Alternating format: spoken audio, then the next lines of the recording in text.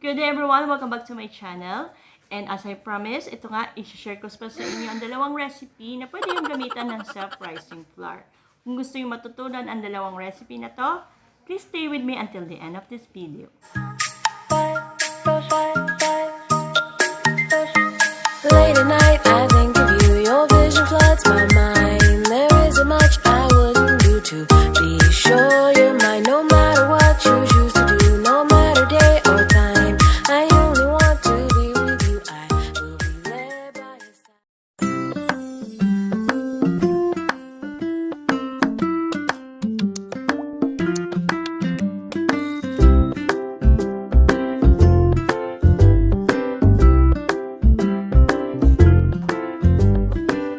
Since mug cake po yung gagawin natin, so kailangan natin syempre ng mug. So kinoat ko na siya ng butter para hindi manikit yung ibibake natin dito.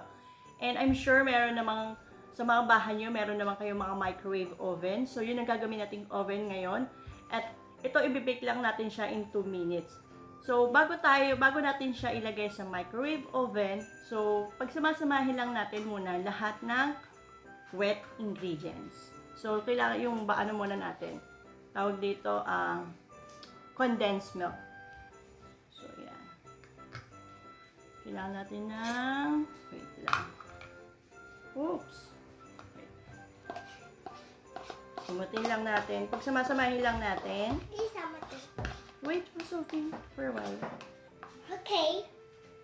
Hi. Masus mama na naman si Bunso eh. And of course, yung butter natin. Butter. Yeah. What do we make? Wait, Sophia. This or this? Wait. Then, lagay na natin itong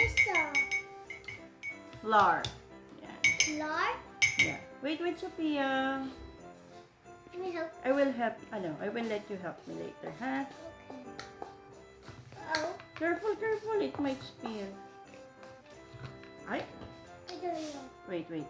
Then, yung ating... Sugar. Yan. It's not sugar. Then, mix lang natin muna to. Me mix too. Wait, Sophia. Me. I-mix lang natin. Mabuti. Where Para Hindi ako gumamit ng sugar kasi may condensed milk na. Yun yung parang pinaka-sweetener natin. Lisa, you make. Yung wait, Sophia. I just see you. Hi, everyone. Gusto ka talaga sumama eh. Kasi, Lisa, then, how you make? How you make like that? then lalagay na natin yung ating chocolate chips. Yan. Chocolate chips. So, pag nahalo na natin, yan. We do. So, pag okay na to, wala natin. Mommy, I mix like that. We mix Yan. it. Pwede na natin siyang ilagay sa microwave for about 2 minutes. Mama.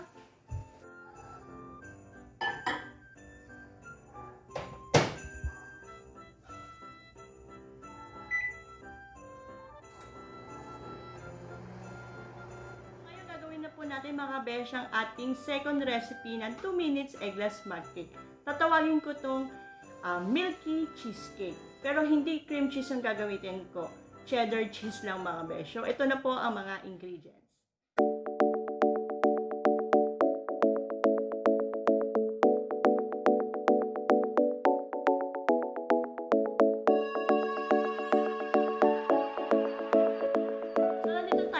Ating second recipe, imimix na lang natin lahat. Of course, kailangan ulit natin ng mug na with butter na para hindi manikit. So, pag samasamahin lang natin yung ingredients natin, unahin ko ulit yung wet ingredients, katulad nito, condensed milk.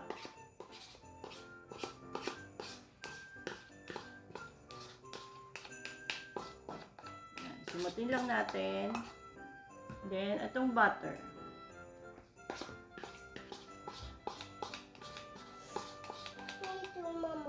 Wait lang, bebe.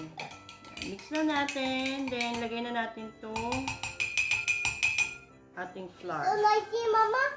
Do you like noisy? Ating flour. So noisy, Mama? Do you like noisy? Wait lang, bebe. Oh, slice, Ma. Ha, ha, ha. tapon. Konti, buti konti lang. Then, ating yung powdered milk. Yan. Buttermilk? Why you say that? Kahit anong powdered milk, pwede yan. Then, mix na lang ulit natin. Kailangan natin yung fork na para mas ma-mix natin. Wala kasi ako maliit na wire wheel para dito.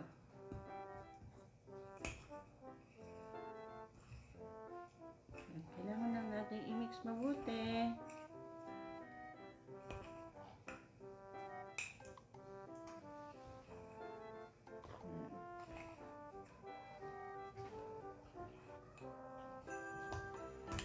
Ngayon, saka natin isunod yung ating cheddar cheese. Yung cheddar cheese nyo, kahit depende sa iyo kung gaano kadami. Pwede na siguro yung mga 2 tablespoon or basta depende sa inyo. Kasi ako, mahilig kasi ako sa keso eh. Kaya madami yung nilagay ko. I need So, kailangan na natin itong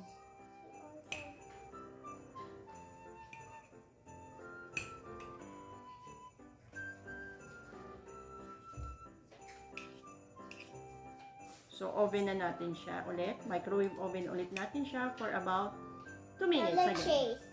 I like cheese. You like cheese too, no? I love cheese too.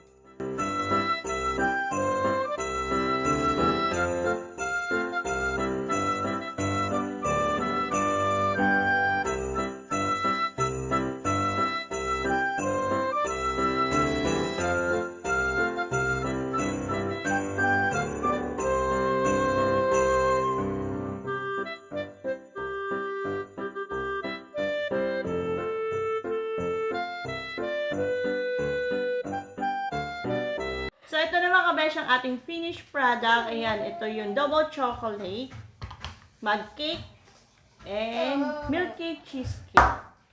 Na mug cake. So, yan, titikman na natin dahil si Bunso, gustong-gusto niya na itong kanina patikman. So, ayan. Oh, wow! Are you like that? Me too. Tignan. Maingit ka?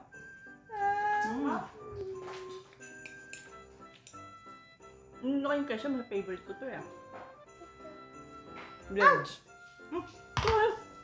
Hot! Sorry, Punso. Ow. Blow. Wait lang. Ngayon, tikman naman natin itong chocolate naman na double chocolate mud cake. Oh, careful, Sophia. Let me try. Mm. No, like that. Wow! Ano nga?